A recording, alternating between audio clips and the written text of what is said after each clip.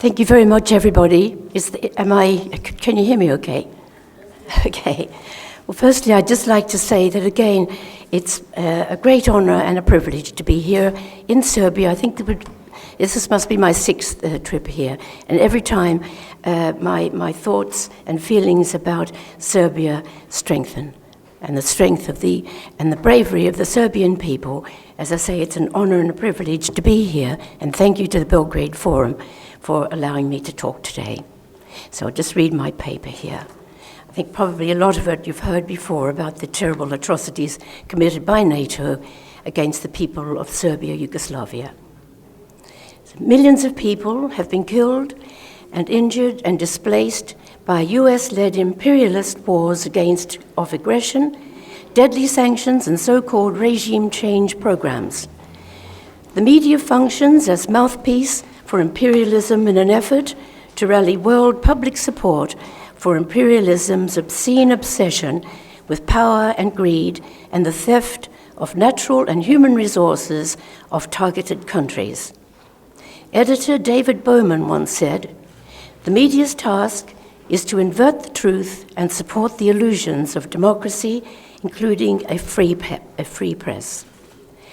Thankfully, the resistance to imperialism is growing, as cited by delegates of the World Anti-Imperialist Platform held in Athens on the 17th of November 2023. I quote, "It cannot have escaped the attention of those gathered here today that a seismic shift is taking place in the global balance of class forces. Particularly significant events have transpired in the last year and a half. Each one of these events has struck a mighty blow at the imperialist system and revealed an essential impotence at the heart of the seemingly all-powerful US-led NATO war machine. An impotence which has left their vicious, fascistic proxies glaringly exposed," end quote. The quotation was from the magazine The Proletarian, issue 117, December 23, January 24. I have a lot of other links. If anybody wants a copy of the links to the various quotes I make, please ask me for those later. US illegal NATO bombing of Yugoslavia, March 24th, 2024 marks the 25th anniversary of the beginning of the illegal US-led 78-day NATO bombing of Yugoslavia, which resulted in the death and injury of thousands of people, the destruction of towns and cities across Serbia, and of vast areas of forest and farmlands. This NATO aggression was justified with media lies and false flag operations against Yugoslavia, Serbia. False flags carried out by special agents operating for NATO to blame on Serbian forces to justify NATO's horrific crimes against Yugoslavia and the West's attempted theft of the huge natural resources of the region. NATO crimes against humanity, compliments of Bill Clinton and his ilk. In both Russia and Ukraine, many are aware of the US role in shaping the civil war in Bosnia to justify NATO intervention. First, in 1995, the US NATO used 400 aircraft and 5,000 personnel from 15 nations in the 21-day bombing of Serbian-held positions in Bosnia. Then Washington imposed the Dayton Accords, which stationed 60,000 NATO troops in Bosnia. This bombing and occupation of Bosnia was the first crucial step in the expansion of the NATO military alliance into the Balkans, and then into Eastern Europe and the former Soviet republics. Starting March the 24th, 1999, NATO carried out of a 78-day bombardment of Serbia that included 38,000 combat missions using 1,000 aircraft along with cruise missiles fired from aircraft carriers, destroyers, and submarines. The targets were overwhelmingly civilian, including bridges, railroads, factories, refineries, power stations, telecommunications factories, embassies, 480 schools, 33 hospitals. That was a quote from an article entitled NATO Expansion, Yugoslavia to the Ukraine by Sarah Flounders of the International Action Center in the USA, and that was written on the 14th of March, 2014.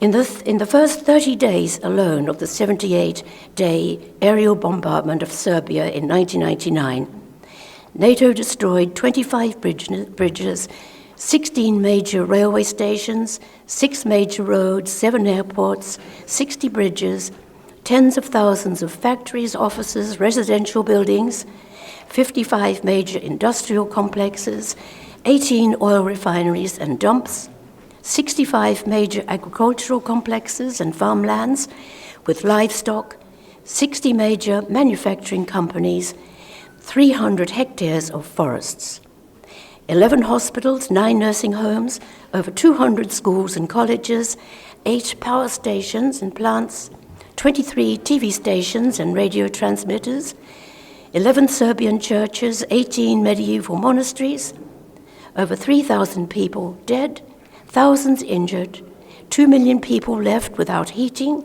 500,000 left jobless, and 2 million left without income. NATO's use of cluster bombs and depleted uranium ammunition has caused ongoing illness and death to the people of Serbia. Sorry, it's turned over.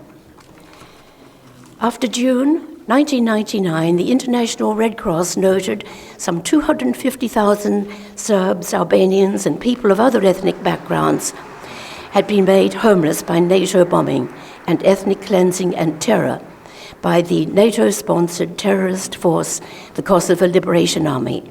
Since June 1999, all cities and towns in Kosovo except Mitrovica have been ethnically cleansed and have become mono-ethnically Albanian. That source was from the United Nations, International Red Cross, and many, many independent foreign journalists and photographers.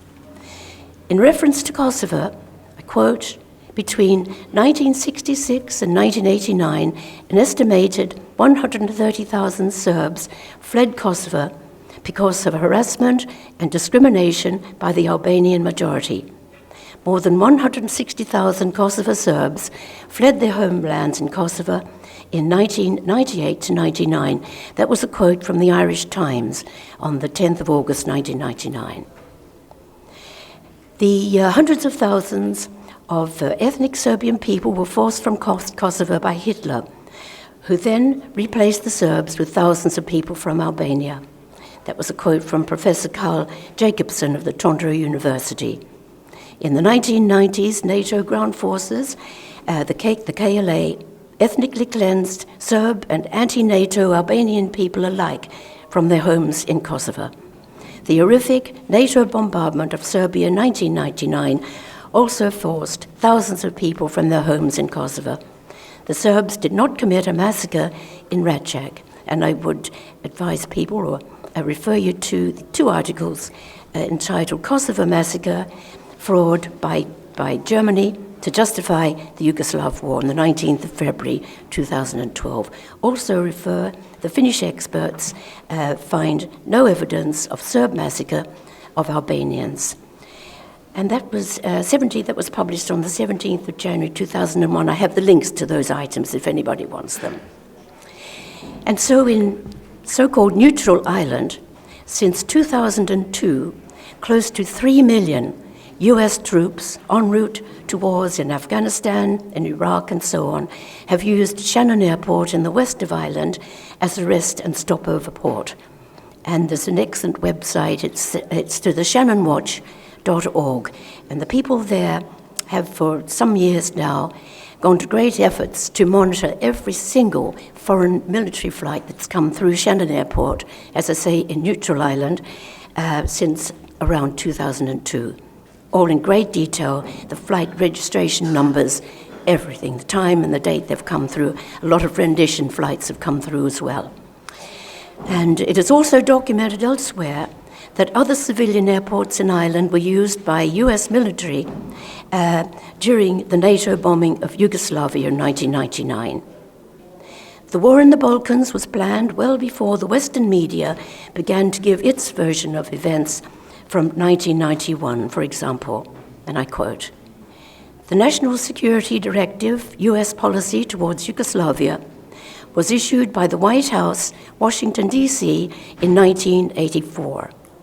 The document outlined a policy to forge a new Balkans order that was based on the market organization of economies and envisaged spheres of influence for the major powers. This policy document was issued 3 years before Slobodan Milosevic came to power and 6 years before the breakup of Yugoslavia began. To implement this policy, the United States of America instigated a decade of sanctions against Yugoslavia, simultaneously creating and supporting an internal opposition with funds and equipment, and launched in 1999 the 78-day bombardment blitz in an attempt to effect regime change, which result in a compliant pro-market government for Serbia. Secondly, the war against Yugoslavia was conducted on behalf of the great powers, because Yugoslavia stood in the way of their interests. It stood as an obstacle to the goals of the New World oppressors, the new colonialism. It represented a bad example for all those countries and peoples who wished to stay free and independent. And that, of course, was a quote from President Milosevic's speech on the 17th of October 2002. And finally, as a tribute to the great journalist and filmmaker John Pilger, we wish to quote the last paragraph from what we believe was to be his very last article. And I quote, "We are Spartacus. Spartacus was the rebellious leader of Rome's slaves 71 to 73 BC. There was a thrilling moment in the Kirk Douglas movie Spartacus when the Romans call on Spartacus's men to identify their leader and so be pardoned. Instead, hundreds of his comrades stand and raise their fists in solidarity and shout, 'I am Spartacus.' The rebellion is underway. Julian Assange and David McBride, just to name 2 people, are Spartacus. The Palestinians are Spartacus. People who fill the streets with flags and principle and solidarity are Spartacus. We are all Spartacus if we want to believe." That's the end of a quote from John Pilger's article, "We are Spartacus." And sadly, John Pilger died on the 30th of December 2023. Thank you very much, everybody. I hope you could hear me all right.